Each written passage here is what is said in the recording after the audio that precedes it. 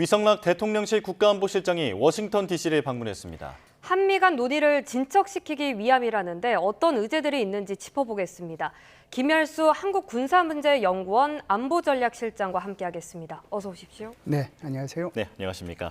자, 위성락 실장이 미국으로 갔습니다. 대통령실이 관여해야 한미 간 협의한 부분에 진척이 빨라진다라는 내용인데 사실 한미 합의가 이루어진 지 꽤 오래됐는데 지금 진척이 잘 안 되고 있나 보죠? 뭐 그렇지는 않다라고 보는데요. 조인트 팩트 시트는 크게 보면은 뭐 두 가지로 이렇게 나눌 수 있잖아요. 하나는 이제 관세 협상과 관련된 거고 하나는 이제 안보 문제하고 관련된 건데 아마 이게 어느 나라나 다 공통된 속성일 겁니다. 자기한테 유리한 것은 좀 빨리 하자고 그럴 거고 자기한테 좀 불리한 것은 천천히 했으면 좋겠다 이런 생각을 하지 않겠어요? 그러니까 미국의 입장에서는 관세 협상이 좀 빨리 해가지고 한국이 투자를 좀 빨리 했으면 좋겠다라고 하는 측면에서 조금 서두르는 면이 있을 거고요.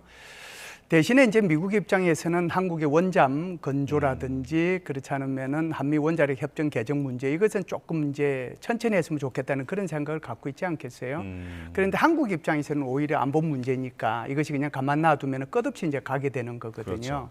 가능하면 이제 빨리 해야 되는데 그렇게 하려고 하면은 트럼프 대통령의 용단이 필요한 거예요. 그러니까 트럼프 대통령의 업무 자체가 탑다운식이잖아요.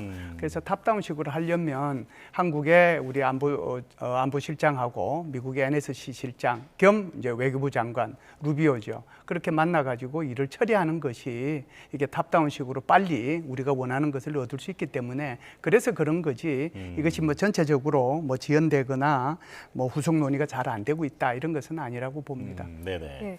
후속 논의가 좀 빠르게 진척이 있었으면 좋겠는데 지금 트럼프 대통령이 미국 내에서 좀 고립된 상황에 위치해 있는 것 같아 보이거든요. 그런 분위기인데 이 대화에 제대로 힘을 실을 수 있을까요? 이제 미국 내에서 고립되어 있다는 것은 이제 트럼프 대통령이 전반적인 지지율이 좀 떨어졌다는 거지. 예. 미국 정부 내 그리고 공화당 내에서의 지지율이라든지 정부 내에서의 업무 장악력이라든지 그런 것은 아무런 문제가 없다라고 봐요. 그렇기 때문에 트럼프 대통령의 지시가 굉장히 중요한 의미를 가질 수가 있죠. 예. 자, 위 실장이 그 말씀해주신 원자력 추진 잠수함, 핵 추진 잠수함이라고도 하던데요. 자, 한미 간의 별도 협정을 거론했는데. 미국과 호주 간 사례를 우리에게도 적용해 보자라는 겁니다. 호주 사례가 구체적으로 어떤 겁니까? 미국에 이제는 원자력법이라고 하는 게 있거든요. 네. 원자력법에 이제 관련되는 것이 우리와 지금 관련되는 것이 딱 2개 조항이 있는데요.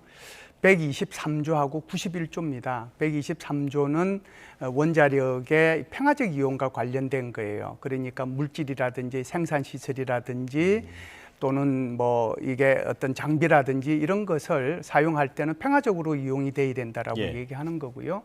그래서 한미 원자력 협정이 이 근거에 의해 가지고 체결이 됐습니다. 그래서 한미 원자력 협정도 원자력의 평화적 이용과 관련된 내용이 핵심이에요.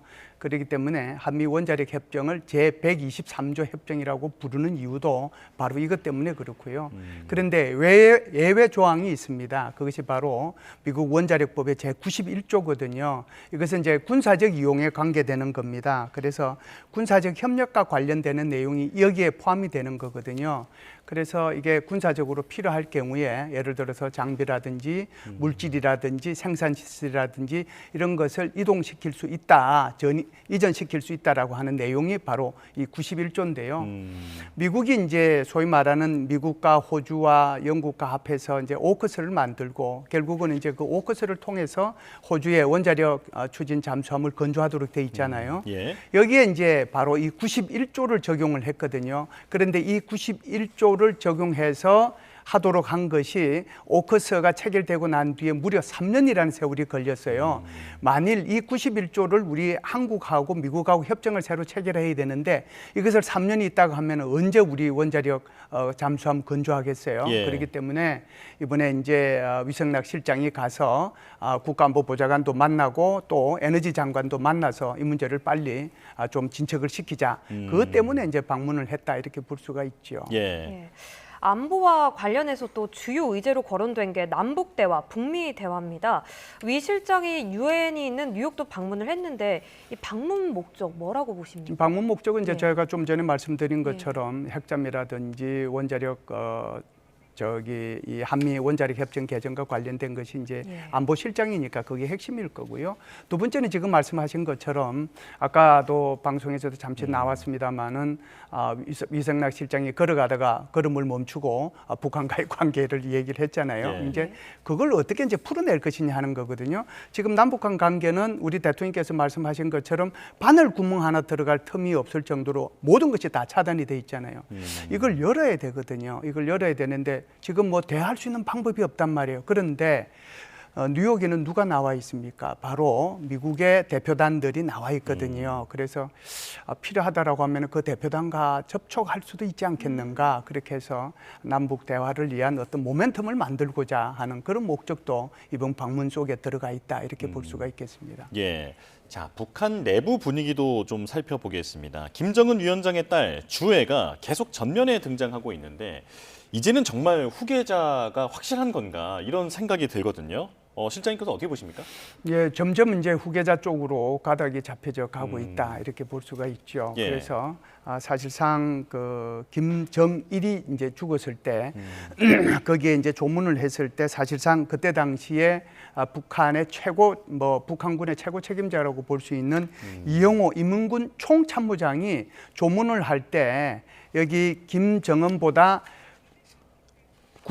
구두선이 조금 앞에 나가 있었어요. 그런데 이제 이 사람이 결국은 이제 나중에 2022년도에 이 사람이 저거 됐거든요. 숙청됐거든요. 예. 그런데 지금 김주애를 보면은 김주애가 아버지 앞에보다 사진이 먼저 나오다가 이제 엊그제 그 사진을 보면은 아버지보다는 오히려 계단을 더 먼저 앞에서 올라가고 있잖아요. 그래서 그런 내용들을 보면은 점점 김주애를 제4세대 지도자로 만들기 위한 기획적인 과정들이 지금 실천에 옮겨지고 있는 게 아닌가 이렇게 봅니다. 예. 예. 실제로도 이제 딸과 손잡고 있는 모습이 강조되고 리설주 여사는 좀 한 발 뒤에 떨어져 있더라고요. 이렇게 전면에 내세우고 있는데 호칭도 좀 달라졌다고요? 예, 이게 이제 호칭이 점점 이제 바뀝니다. 이제 김주애가 제일 먼저 등장한 것이 2017년도 11월 달에 화성 17형을 발사할 때 그때 이제 어머니 그다음에 이제 김여정 이런 사람들하고 한꺼번에 등장을 했거든요. 그러면서 이제 그때 당시에 김정은이가 핵무력을 완성을 이제 선언하기도 했었습니다. 그래서 하얀 패딩 잠바를 입고 이렇게 아버지하고 손잡고 가는 그런 모습을 아마 봤을 텐데 네. 그때만 하더라도 그 표현 자체가요 사랑하는 자제분 이렇게 얘기했어요. 그런데 이게 이제 점점 해를 거듭해서 어떻게 표현이 되느냐 하면은 사랑하는 자제분, 존귀하신 자제분, 존경하는 자제분, 그리고 나서 조선의 샛별 장군, 그리고 최근에는요 향도의 위대한 분들. 그래서 이 말이 사랑, 존경, 영도 이런 식으로 점점 바뀌고 있거든요. 그래서 이걸 한꺼번에 이렇게 바꿔버리면 큰 문제가 생기기 때문에 이것을 아주 기획을 해서 차근차근 밟아나가고 있지 않는가 이렇게 봅니다. 예. 이제 사랑, 존경, 위대 이런 얘기 다음엔 또 뭐가 나올지 네, 이런 부분도 좀 관심이 네. 모이고 있는데요. 자, 그런가 하면 지금 북한 고위층 등을 중심으로 최신형 폴더블 폰이 지금 보이고 있습니다. 자체 제작했을 리는 없을 것 같고 어딘가에서 들여왔을 텐데 만약에 어딘가에서 들어왔다 하더라도 유엔 대북 제재 위반 아닙니까? 그렇죠. 유엔 대북 제재 위반이죠. 지금 저 화면에 보이는 것이 김여정이가 들고 있는 폴더블 폰이거든요. 그래서 저게 이제 그 중국 걸로 이제 생각을 하는데 네. 중국의 안어사에서 나오는 매직 V3 시리즈라고 하는 겁니다. 저게 이제 금방 저렇게 이제 알 수 있었던 것은요. 저 매직 V3 시리즈가 가지고 있는 특징 중에 하나가 있습니다. 예. 이게 이제 폴더블 폰이면 폴더블 뒷면에 여기 예. 같은 경우에는 이렇게 카메라가 3개 돼 있잖아요. 네네. 그런데 매직 V3는 여기 아주 큰 동그라미 하나가 있어가지고 외형에. 그렇죠. 예. 그래서 외형만 보면 저게 매직 저기 V3구나 하고 금방 알 수 있거든요. 그래서 사실상 저기 나와 있는 폴더블 폰은 2023년도 김정은이가 폴더블 폰 탁자 위에 올려놓은 것도 그때 나왔었고 이번에 이제 김여정이까지도 가지고 있으니까 상당히 뭐라고 할까요? 북한의 이제 실제 권력을 휘두르는 사람들한테는 폴더폰 폰이 굉장히 많이 이제 유행이 되고 있다 이렇게 볼 수 있는데 저것은 유엔 안전보장이사에 결의안 1718호 2016년도 거 그리고 이제 2017년도 2397호에 위반되는 겁니다. 그럼에도 불구하고 저것이 저렇게 노출되고 일부러 노출시키는 이유는 이런 제재에도 북한은 끄떡없다라고 하는 것을 보여주기 위함이다 이렇게 볼 수가 있겠죠. 예, 말씀하신 유엔 대북 제재와 관련해서 좀 더 살펴보면요. 유엔 안보리가 최근 미국이 요구한 이 추가 대북 제재를 결론 내리길 보류했다고 합니다. 중국과 러시아가 반발했기 때문이라고 전해지는데 이렇기 때문에 안보리 이 실효성에 대해서 회의적인 시각도 좀 있는 것 같습니다. 맞습니다. 우리 그 반기문 전 유엔 사무총장께서도 안보리 무용론 그리고 이제 유엔의 위기 이것까지도 이제 최근에 말씀을 하셨지 않습니까?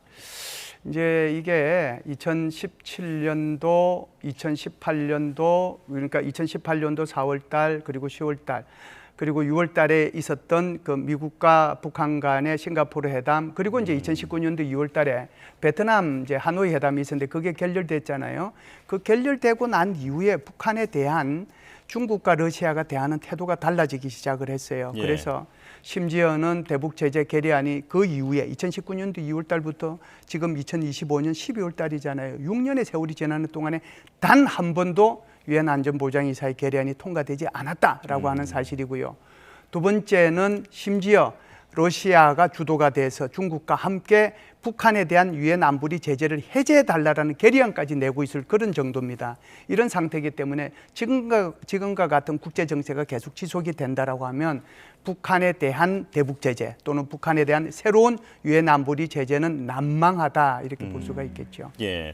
자, 마지막으로 외교부와 통일부 얘기 하나 짚어보겠습니다. 대북 정책 주도권을 둘러싸고 지금 외교부와 통일부 간에 힘겨루기가 좀 보이고 있는데 사실 한 목소리가 나와야 미국이라든지 중국이라든지 이렇게 대화를 할 때 좀 더 효과적이 아닐까 이런 지적이 나오는데 어떻게 보십니까? 통일부는 통일부대로 아마 답답할 겁니다. 외교부는 외교부대로 답답할 거고요. 그래서 통일부 입장에서 보면 제가 좀 전에 말씀드린 것처럼 사실상 지금 우리 대통령께서 말씀하신 것처럼 북한과의 관계 속에서 모든 것이 다 단절이 돼 있기 때문에 바늘구멍 하나 들어갈 틈도 없는 거거든요. 그래서 뭔가 이게 뭐 관계를 좀 만들어 가지고 북한과의 남북 대화를 좀 시도해야 되겠다는 그러려고 하면은 자기가 이제 주도권을 좀 잡아야 되겠다는 그런 생각이 이제 하나 있고요. 외교부 입장에서는 지금까지 이제 전반적으로 대북 정책이라든지 또는 핵 문제에 대해서는 외교부가 이제 주도권을 가지고 있었거든요. 그리고 북한 핵이라고 하는 것이 남북 간의 문제냐, 그렇지 않으면 이것이 국제적인 문제냐, 이 문제에 따라서 이제 달라지는 거죠. 그래서 북한 핵 문제는 국제적인 문제고 대북 제재 문제도 있고 또 외교적인 관계도 있고 동맹 문제도 고려해야 되기 때문에 계속해서 외교부가 주도권을 가져야 된다 이렇게 이제 생각을 하는 거죠. 그래서 통일부는 통일부대로 생각이 틀렸다고 얘기할 수는 없고 외교부는 외교부대로 틀렸다고 얘기할 수는 없지만 중요한 건 이런 거예요. 그럼 이걸 누군가가 이게 가름마를 타줘야 되잖아요. 그렇죠. 그 가름마 타줘야 되는 것이 바로 NSC고요. 그래서 NSC가 통일부와 외교부의 그 관계자들 또는 장관들과의 수기를 통해 가지고 이 문제를 좀 해결할 필요가 있다라고 생각하는 거고요. 마지막으로 이제 한 말씀 드리고 싶은 것은 이런 겁니다. 대북 정책에 있어서 우리가 이제 늘 강조해 왔던 것은 역대 외교부 장관들이 발언하는 것을 보면은 물 셀 틈 없고 삐 셀 틈 없다라고 그래 왔잖아요. 한국과 미국의 대북 정책이 서로 달라져 버리면 이게 엉망이 되는 거잖아요. 그런데 지금 한국 내에서 외교부하고 통일부의 이게 대북 정책에 지금 문제가 있는 거거든요. 대북 정책 문제의 주도권을 가지고 그래서 이 문제부터 먼저 해결을 해야 그리고 우리가 미국과의 관계 속에서 대북 정책에 빗셀 틈 없고 물셀 틈 없는 대북 정책의 공조를 이루 나갈 수 있다. 그 생각을 가지고 좀 협조를 했으면 좋겠다는 생각을 합니다. 예, 정부 차원의 원 보이스가 나올 수 있도록 그렇습니다. 조율이 필요해 보인다라는 말씀으로 마무리하겠습니다. 김효수 한국군사문제연구원 안보전략실장과 함께했습니다. 고맙습니다.